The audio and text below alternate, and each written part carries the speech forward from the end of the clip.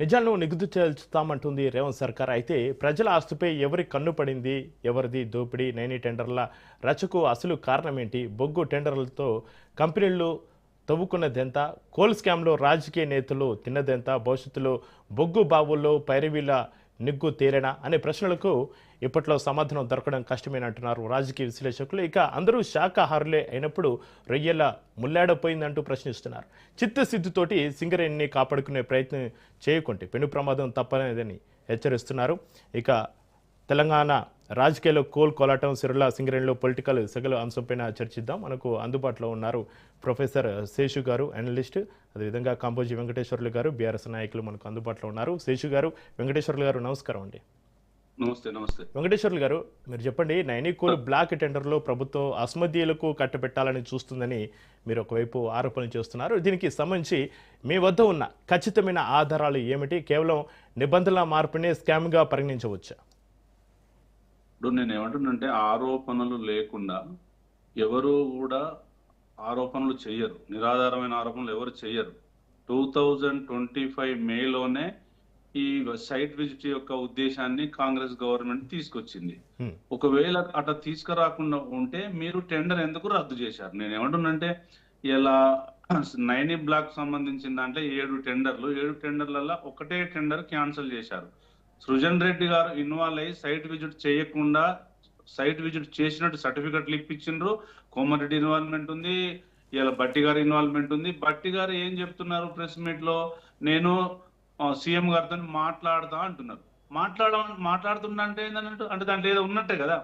ఒకవేళ నిజంగానే సింగరేణి యాజమాన్య లోపాలుంటే గత 10 సంవత్సరాలలో ఏ రోజు లోపాలు బయటికి రాకుండా సింగరేణి ఎందుకు నడిచింది? నిజంగానే శ్రీధర్ గారు ఎండి ఉన్నప్పుడు కానీ, బలరాం గారు ఎండి ఉన్నప్పుడు కానీ, ఇప్పుడు కొత్త వాళ్ళు వచ్చినప్పుడు కానీ 10 సంవత్సరాల సింగరేణి సమస్య ఇప్పుడే ఎందుకు వచ్చింది అంటే, ఇవాళ మినిస్టర్లు పంచుకోవడంలో వైఫల్యం చెందినరు. వాళ్ళు పంచుకుంటుంటే బయటపడ్డాయి కాబట్టి ఆ సృజన్ రెడ్డి గారు బయటకు వచ్చారు. ఇవాళ నైని బ్లాక్ సంబంధించి బయటకు వచ్చింది. ఇలా బట్టి గారు ఏం చెప్తున్నారు? ఉపేందర్ రెడ్డి గారు అల్లుడు సృజన్ రెడ్డి గారు అంటుండు. వాస్తవమే. మేమేమంటున్నాం అంటే, మీరు వాస్తవాలు చెప్తున్నారు, ఆ వాస్తవాలే మళ్ళీ మీ నోట పలికిస్తున్నాయి. ఇలా ఉపేందర్ రెడ్డి గారు అల్లుడైనా, రేవంత్ రెడ్డి గారు బావమర్ది అయినా కూడా ఈ టెండర్ల దాంట్లో ఇన్వాల్వ్ అయినరా కాలేదా?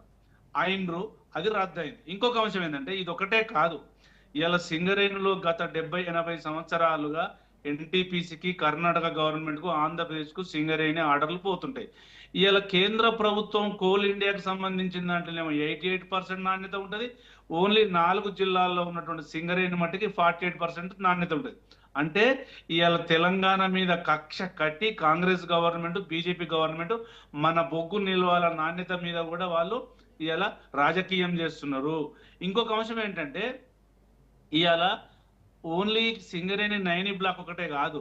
ఇవాళ మీ దగ్గర వైఫల్యం ఎట్లా కుంభకోణం జరిగిందంటే, మీరు ఇవాళ సింగరేణికి వచ్చే ఆర్డర్లల్లా ఆ జినిటెక్స్ కానీ, ఇవాళ డిటోనేటర్లు కానీ ఆర్డర్లు వస్తాయి. కాంగ్రెస్ గవర్నమెంట్ రాగానే 30% ఎక్కువ సప్లై చేయమని చెప్పిన మాట వాస్తవం కదా. దాని మీద జీవీ రెడ్డి గారిని ప్రెజర్ పెట్టిన మాట వాస్తవం కదా. జీవీ రెడ్డి గారు సంతకం పెట్టకుండా ఉంది వాస్తవం కదా. జీవీ రెడ్డి గారు కాదు, ఇంకొకటి ఏంటంటే, దీంట్లో జరిగిన దాంట్లో వివి శ్రీనివాసులు సంతకం పెట్టలేదు. ఇలా జీవీ రెడ్డి గారిని మళ్ళీ డైరెక్టర్ శ్రీనివాసులు గారిని డైరెక్టర్ పోస్టులకు వెళ్ళి జిఎం పోస్టుకి ఇచ్చేశారు.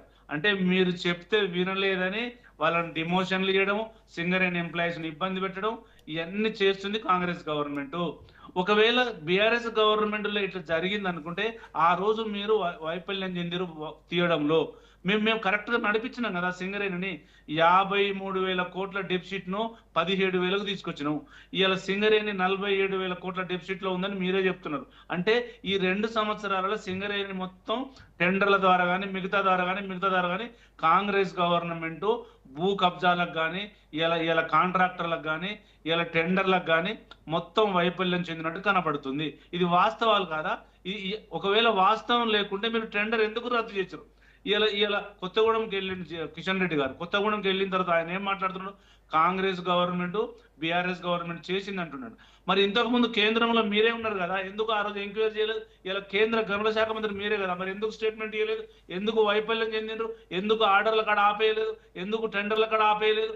మీకు Okay. 49% వెంకటేశ్వర్ వాటా గారు. ఉంది, Right, 51% తెలంగాణ గవర్నమెంట్ వాటా ఉంది. తెలంగాణ గవర్నమెంట్ 51% వాటా ఉన్నప్పుడు యాజమాన్యపు హక్కులు మొత్తం ఇలా గవర్నమెంట్కి ఉంటాయి. మరి గవర్నమెంట్ వైఫల్యం ఏం చెందింది? బట్టి గారు వైఫల్యం చెందిండు, సీఎం గారు వైఫల్యం చెందిండు. ఇవాళ ఒక మంచి సింగరేణి, సిరులు పంచే సింగరేణిని ఇవాళ మొత్తం ఇవాళ అంధకారం వైపు మళ్ళిస్తున్నారు సింగరేణి సంస్థను ఇలా Okay. కాంగ్రెస్ గవర్నమెంట్. ఈ చాలా ప్రూఫ్స్ ఇవి సరిపోవట్లేదు సార్.